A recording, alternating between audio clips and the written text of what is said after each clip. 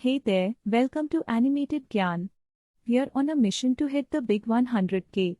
Only 3% of our viewers are actually subscribed. Subscribe now to help us feel motivated and create more such videos.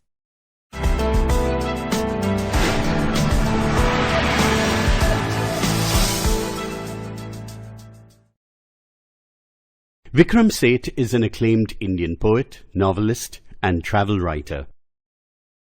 Born in Kolkata, West Bengal, Seth completed his higher studies in Oxford University, England. From Heaven Lake, published in 1896, garnered him literary fame. He, however, is best known for his verse novel, The Golden Gate, and his epic novel, A Suitable Boy.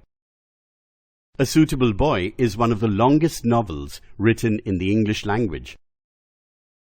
Some of his other works include Mappings, An Equal Music, Two Lives, Beastly Tales, and A Suitable Girl. His works are heavily autobiographical in nature and deal with diverse themes, emotions, and social situations. Seth has won numerous awards, like the Sahitya Akademi Award, Commonwealth Writers' Prize, and the Padma Shri for his outstanding literary contribution. Kathmandu, an extract from his highly praised travel novel, From Heaven Lake, is replete with Seth's cultural experience of the city. Through the city, he narrates his experience of the different landmarks of the city, like the Pashupatinath Temple, the Bodhnath Stupa, and the Kathmandu Market.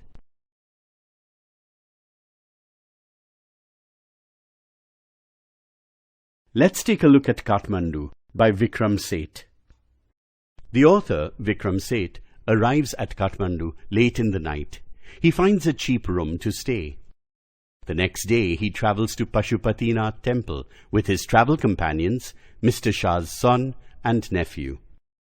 Pashupatinath Temple is the epitome of chaos. Seth describes the scene as one of febrile confusion. Seth sees thousands of worshippers vying for the priest's attention. He also sees foreigners trying to gain entry into the temple. There were also people bowing to the princess of the Nepalese royal house as she made her way into the temple. As Seth looked on, two monkeys started fighting with each other. A little way from the temple, a corpse was being cremated near the banks of the Bagmati river.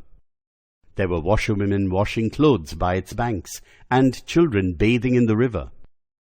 It is said that the Bagmati river is the resting place of the shrine of a goddess. The shrine protrudes halfway from its stone platform. People believe that when it emerges fully from the platform, the period of Kal Yuga will end. In contrast to the frenzied nature of the Pashupatinath Temple, the Bodhnath Stupa was a picture of calm and stillness. Its white dome was surrounded by the road, and there were small shops at its outer edge.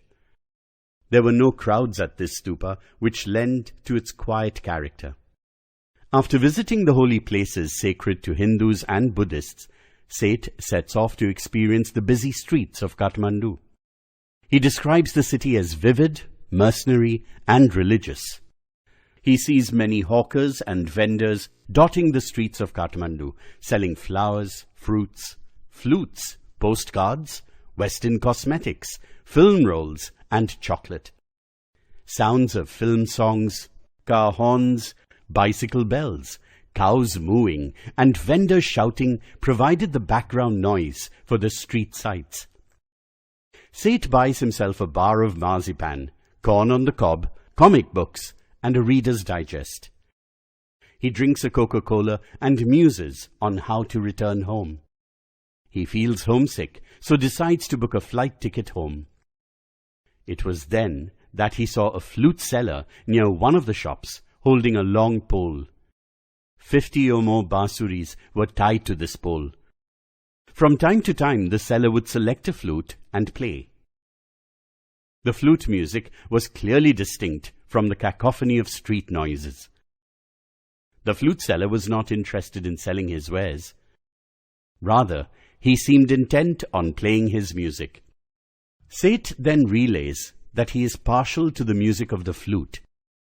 He says that every culture has a version of the flute: the ney from the Middle East, the Japanese shakuhachi, the bansuri from India, and the flutes of South America. So, Seth claims, the flute is common to every culture. He, however, notes that every flute from every culture has its own unique sound. Seth is surprised that he can be so affected by a bansuri. Earlier in his travels, he believed such details to be insignificant.